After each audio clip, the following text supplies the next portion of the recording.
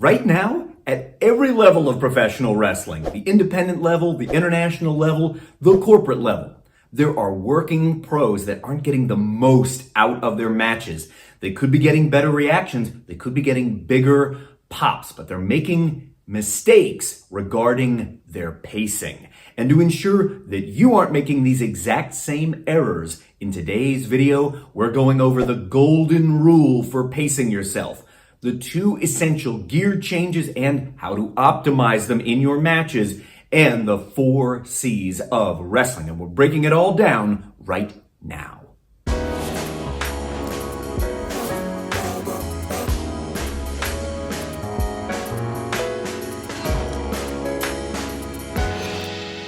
I'm Mike Quackenbush, and this is the 750th Till We Make It. If you are as passionate about the craft of professional wrestling as I am, then you have landed in the exact right place, my friend.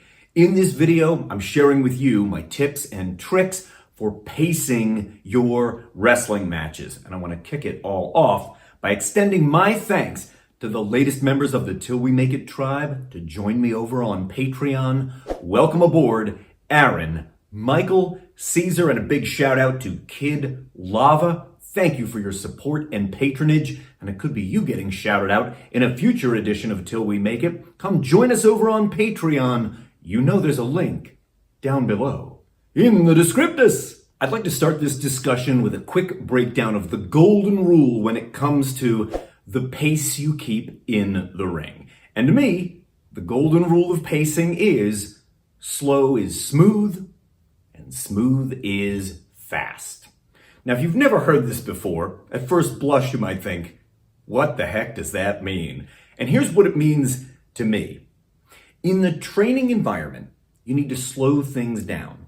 Look at every detail of every technique that you're doing and master them so that they appear smooth to the audience. If you don't take your time, if you don't slow down and pour your attention over every single detail, you're never going to reach that smooth polish to your work. However, when we go into the performance space, when we're in front of the live customers, being able to perform those techniques smoothly, without any little hiccups, without any little hesitation, that reads as fast to the audience. Through the process of training and getting ready to perform, you develop what I call wrestle brain. You process wrestling much faster than our consumers do. And so, having learned to slow down and smooth out every detail of every technique will allow your performances to be smooth, but they read as fast. Before we talk about these 2 gear changes, if you're learning something from today's video, would you give me 1 second of your time and 1 tap of your finger and leave me a like-a-palooza right now? When it comes to pacing, there's also 2 gear changes of tempo that we have to cover. And there are other kinds of gear changes in a pro wrestling performance, like an emotional gear change. And this video is not about that. It's about pacing, it's about timing. So I just want to focus on the 2 gear changes related to tempo in your match structure. And where these are deployed in the structure is important. You're going to notice these gear changes happen as Act 1 is becoming Act 2, and then again as Act 2 is becoming Act 3. And I want to give you a little bit of insight into how you can optimize both those gear changes for maximum reaction. The first of these gear changes I want to cover with you occurs as Act 1 of our structure is transitioning into Act 2, and it's right as we're deploying that key storytelling element, the cutoff.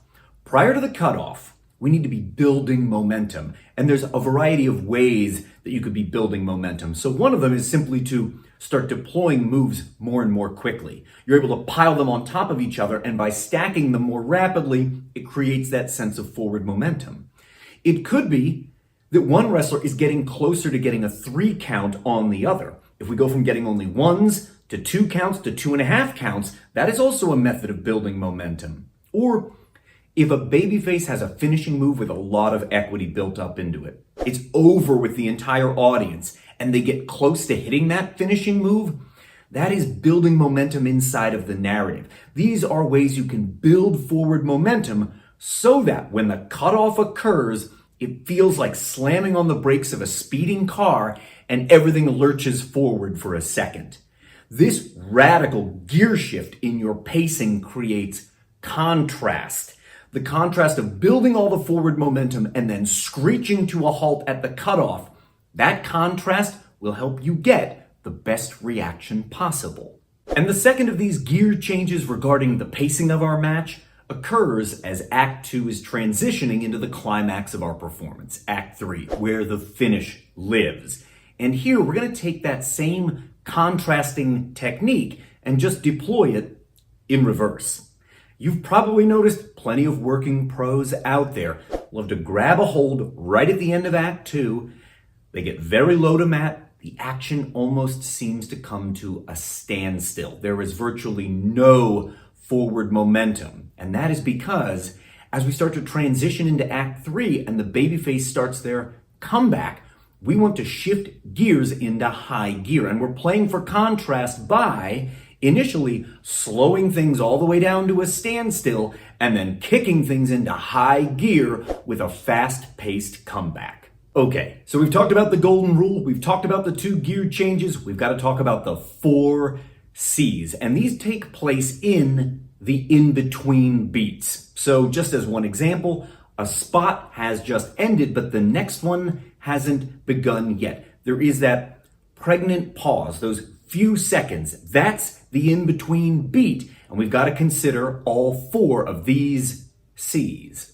When pacing out our matches, the first of the 4 C's we have to give consideration to is comprehension, and that's the audience's comprehension. Remember, we as wrestlers are afflicted by wrestle brain.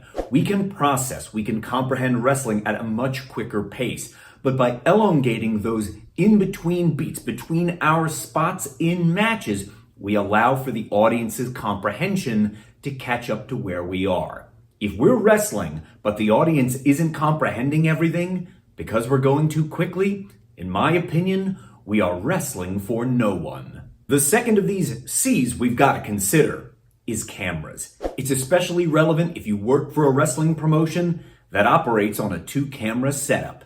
You have to pace to allow time for the camera operators to get into position to capture facial expressions and be ready for the next spot. To ensure you're pacing your matches like a real professional, consider the third of the 4 C's as well. That's commentary. Remember, it's not only the job of the commentators to describe the in-ring action to the viewers at home, but to also help do character development, thus getting you over, and to describe the narrative at large, the overarching stories and angles that make up the fictional world of professional wrestling. And the last of these 4 C's is certainly not least.